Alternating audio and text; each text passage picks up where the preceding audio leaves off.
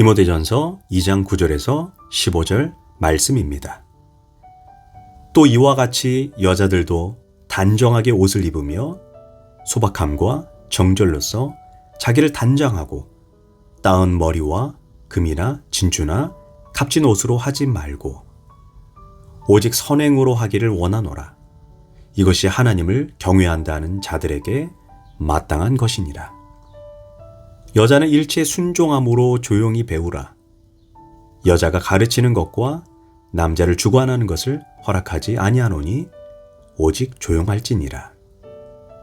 이는 아담이 먼저 지음을 받고 하와가 그 후며 아담이 속은 것이 아니고 여자가 속아 죄에 빠졌음이라. 그러나 여자들이 만일 정숙함으로써 믿음과 사랑과 거룩함에 거하면 그의 해산함으로 구원을 얻으리라. 아멘. 할렐루야. 오늘도 좋은 날입니다. 디모데전서 2장 9절에서 15절 말씀 묵상입니다. 오늘은 여자 성도들이 힘써야 할 사명이라는 제목으로 말씀을 나누도록 하겠습니다. 바울은 저번 시간에 남성들에게 기도의 책임을 강조했습니다. 그렇다면 여성들에게는 무엇을 요구하고 있습니까? 바울은 순종의 책임을 다하라고 권면합니다. 과거에 여자는 어려서는 아버지의 소유이고 결혼해서는 남편의 소유이고 늙어서는 아들의 소유였습니다. 그러나 이는 옛날 가치관이고 잘못된 생각입니다. 현대 여성학에서 이렇게 말합니다. 여성이란 어떤 존재인가? 남녀는 아무 차이가 없다. 이것이 전적으로 양육의 문제이다. 사회가 여자라는 굴레를 씌운 것이다. 하지만 자녀를 키워보니 남자아이는 어려서부터 로버트, 자동차, 몸으로 움직이는 과격한 것을 좋아하고 여자는 인형, 부드러움, 포용적이라는 것을 알 수 있습니다. 분명한 것은 현대 여성학에서 말한 것과는 분명히 다른 남녀의 성차가 있습니다. 내 마음대로 남자가 되는 것도 아니고 여자가 되는 것도 아닙니다. 하나님이 나를 남자로 만드셨고 여자로 만드셨습니다. 그러므로 남자로 태어났다면 남자답게 살아야 하고 여자로 태어났으면 여자답게 살아야 합니다. 이것이 창조의 원리입니다. 창조의 원리를 거부하면 남성성과 여성성을 설명할 길이 없습니다. 남자는 집을 짓고 여자는 가정을 만든다라는 말이 있습니다. 여자는 가정을 아름답게 꾸미고 사람 사는 곳으로 만듭니다. 남자를 쉬게 하고 앞으로 달려갈 새 힘을 공급하는 것이 여자의 역할입니다. 남자에게 가정은 그 아내의 마음과 동의어입니다. 아파트 평수가 100평이면 뭐랍니까? 아내의 마음이 부드럽고 안정되어 있지 않아서 시시때때로 다툼이 일어나면 그 집은 지옥이 됩니다. 적은 평수라도 아내의 마음이 부드럽고 온유하다면 그 집은 천국이 되는 것입니다. 또한 여자는 현명한 조언자입니다. 남자에게 가장 필요한 존재는 현명한 조언자입니다. 남자들은 앞만 보고 주변을 잘 보지 못합니다. 반면 여자는 주변을 잘 살핍니다. 여자 입장에서는 눈에 뻔히 보이는 것도 못 보는 것이 남자입니다. 그러니까 여자는 자꾸 잔소리를 하게 되는 것입니다. 남자들은 잔소리를 듣기 싫으니 여자의 말을 앞에서는 잘 들으려 하지 않습니다. 그만해, 조용히 해, 내버려둬. 그러나 남자들은 기억해야 합니다. 속담이 그냥 있는 것이 아닙니다.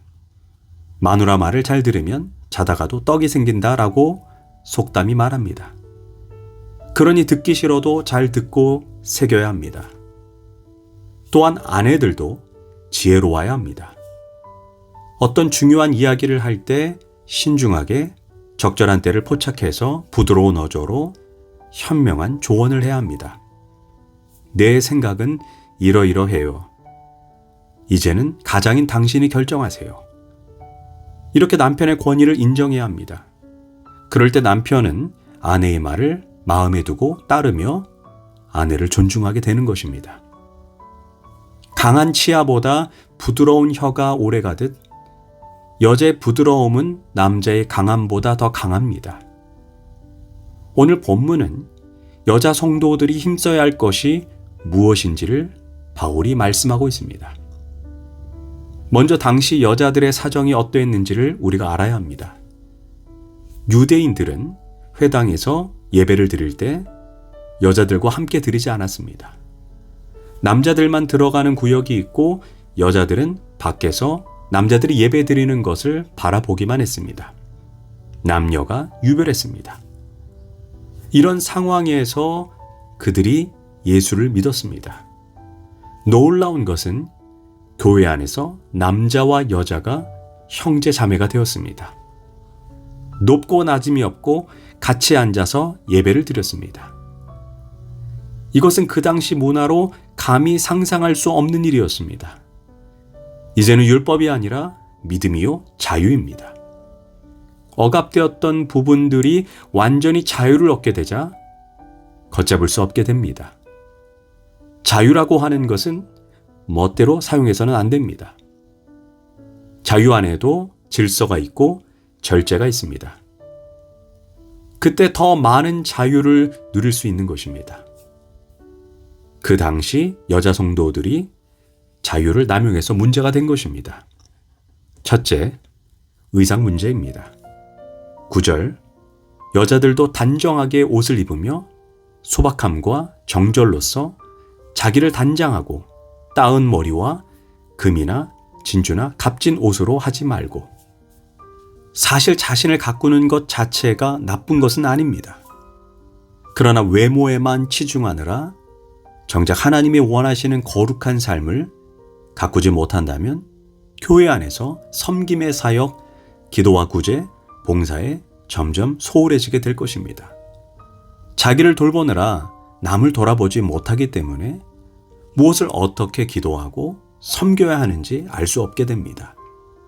그래서 바울은 기도의 자리에 나오기에 앞서 먼저 외모에 치장할 것이 아니라 내면의 아름다움을 꾸미는 거룩한 삶으로 세상과 구별되어야 한다는 것입니다.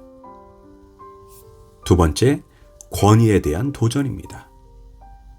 유대 사회에서는 여자들에게 발언권을 주지 않았습니다.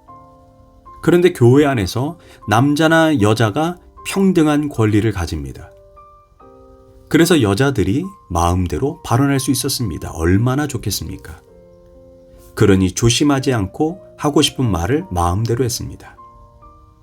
우리라고 당신들처럼 못할 이유가 없지 않은가라는 식의 태도가 있었습니다. 소위 지도자의 고유한 권리에 대해 도전하는 불순종의 현상들이 드러나기 시작했습니다. 이 사실이 바울의 귀에 들릴 정도로 교회에 심각한 문제가 되었습니다. 이런 배경하에서 바울은 11절과 12절에서 여자는 일체 순종함으로 조용히 배우라, 여자가 가르치는 것과 남자를 주관하는 것을 허락하지 아니하노니 오직 조용히 할지니라고 이렇게 말한 것입니다. 그런데 우리가 오해하지 말아야 하는 것은 이 말이 바울이 모든 교회에서 여자들은 가르치는 것과 남자를 주관하는 것을 허락하지 않았다라고 단정짓는 오류를 범해서는 안 될 것입니다. 이 말은 문자적으로 받아들여서는 안 됩니다. 여자들은 교회에서 가르쳐서도 안 되고 여자들에게 목사 한 수도 주어서는 안 된다는 오류를 범해서는 안 된다라는 것입니다. 왜냐하면 바울은 디도서 2장 3절에서 이렇게 말을 하고 있습니다. 여자들은 선한 것을 가르치는 자들이 되라고 분명하게 말을 하고 있기 때문입니다. 또한 사도행전 18장을 보면 성경 교사인 아볼로에게 브리스길라와 아굴라 부부가 아볼로를 데려다가 하나님의 도를 가르쳤다라고 말합니다. 여기서 남편 브리스길라만 그렇게 한 것이 아니라 아내인 아굴라도 함께 아볼로를 가르쳤습니다. 아직 복음의 진수를 알지 못한 아볼로에게 성령님에 대해 가르쳤습니다. 초대교회 안에서 여성들이 복음 사역에 참으로 소중한 존재였습니다. 지금 바울이 경계한 것은 에베소 교회 안에서 생긴 문제에 대해서 권고한 것이지 모든 사역에 적용해서는 안 됩니다. 만약 이 말씀을 문자적으로 적용한다면 현재 교회는 교회 학교 문을 닫아야 할 것입니다. 이제 바울은 여성들에게 순종의 자세를 가져야 한다라고 말합니다. 바울은 그것이 창조의 원리라고 말합니다. 13절과 14절에서 바울은 아담이 먼저 지음을 받고 하와가 먼저 타락했다라고 말합니다. 그런데 이 말을 우리가 오해하지 말아야 합니다.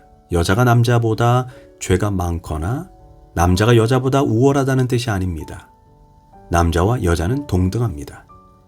그러나 하나님께서 아담에게 대표성을 주셨습니다. 그 질서를 따르라는 것입니다. 하나님이 남자를 여자의 머리로 임명하셨으므로 여자가 순종하는 것이 하나님의 뜻입니다.